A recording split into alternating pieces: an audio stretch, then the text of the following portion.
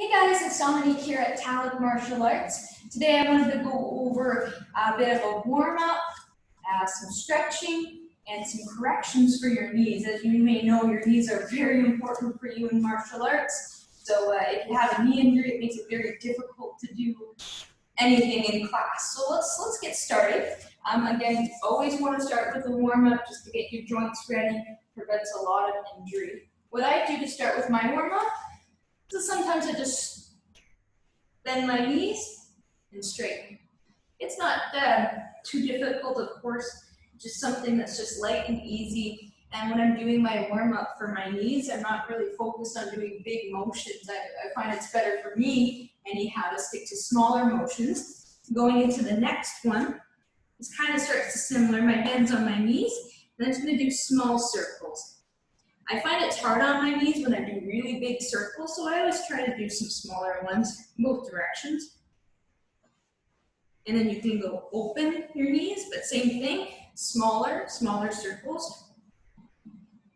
And then the other direction coming in. And then just to activate the hamstrings a little bit, sometimes I'll walk around the dojo kicking myself in the butt.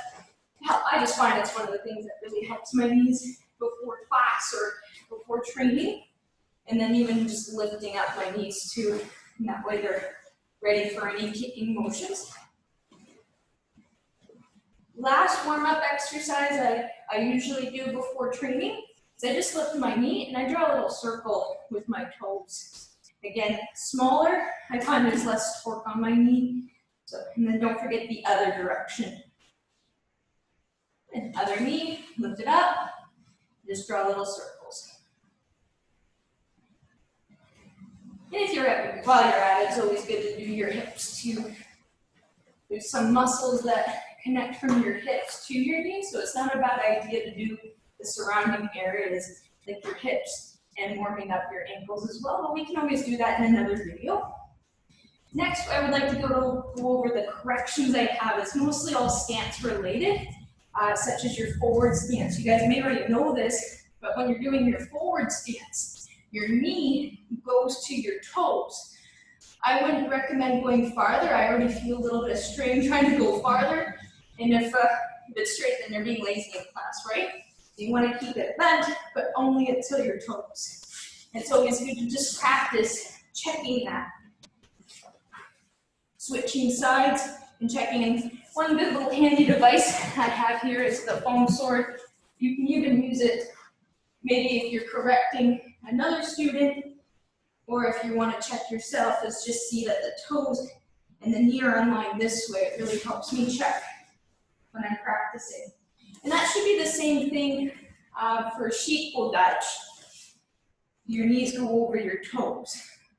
So that's one important correction that we do a lot, is your knee goes over your toes, even while you're kicking. So if I'm doing a front kick, my knee is still over my toes. Here's my balance there. Even while I'm doing my kick, my knee is still bent. Here, I'll try the other direction so you guys can see better. Knee is still bent as I'm kicking. Good. Another knee correction that's different from keeping your knees to your toes is not letting your knees fall in. So if I went back to my forward stance, my knee's over my toes, but if it's falling in, it's gonna put a strain on my leg, so I'm gonna be pushing it out. Maybe if you're practicing making sure your knee goes to your toes, step one, knee to your toes, but then make sure it's pushed out, not letting it fall in. You shouldn't have to worry about having it go over too far past. My foot's coming off the ground here, so that means I'm pushing too far out, just enough that your foot stays strong onto the ground.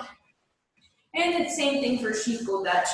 You're going to be pulling your knees out to not letting them fall in. And I find a lot of people sometimes have trouble with that. You can do some stretching, kind of like the frog splits, or stretching the adductors will help with that. Or if you're even in your sheet pull Dutch, try pushing your bum a little bit forward. You might come up in your stance a little bit, but you'll be able to push your knees out a lot better, which ideally is better because it's going to help your knees in the long run not getting as many injuries or strains.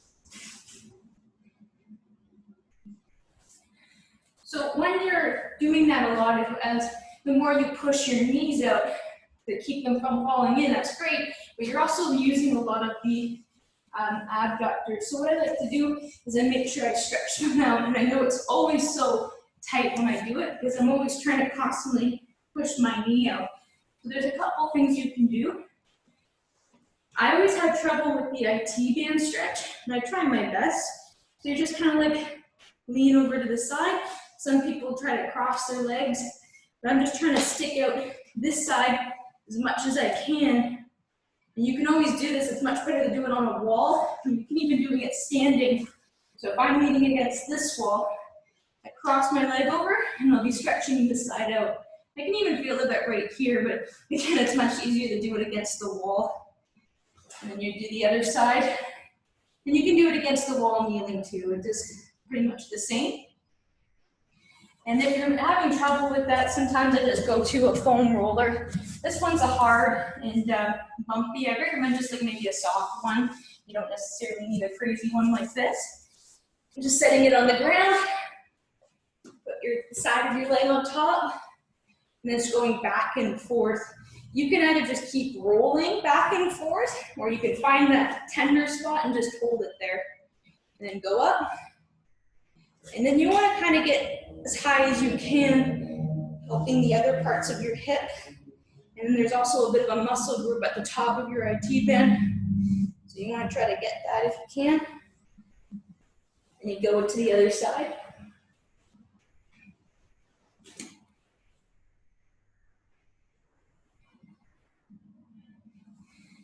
Mine are actually feeling pretty good today. Usually they're excruciating because I've been taking care of it.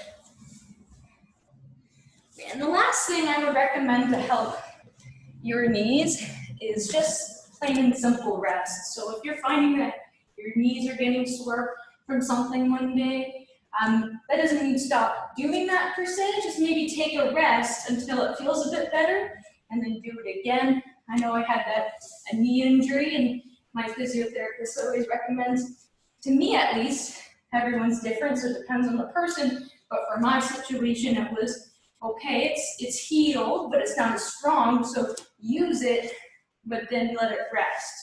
And then once it feels better, use it, let it rest if it needs to.